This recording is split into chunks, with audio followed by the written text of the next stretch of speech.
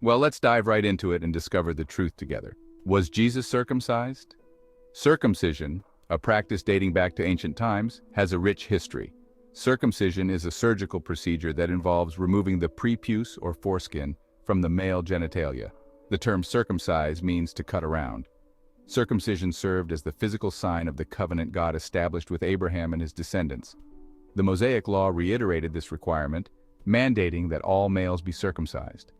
Every Israelite boy, along with any man wishing to join the Hebrew community, was to be circumcised. Since Jesus was born into a Jewish family and lived under the law, he too would have been circumcised on the 8th day, just like all Hebrew male infants. This act meant they were God's chosen people, committed and set apart for him. It was a mark of their dedication and faithfulness.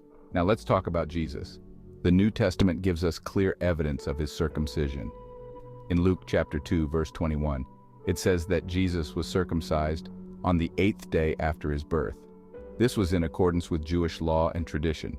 It says that Jesus was circumcised on the 8th day after his birth.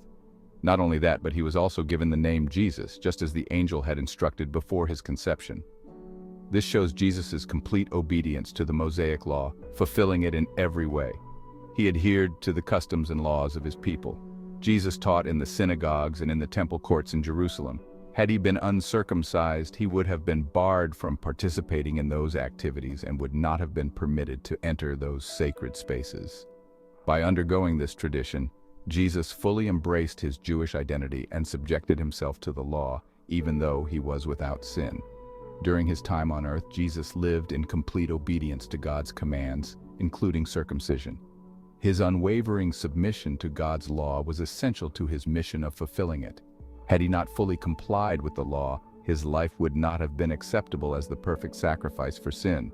Jesus' perfection made him the spotless lamb, entirely pleasing to God, and it was through this obedience that he could offer himself as atonement for humanity's sins.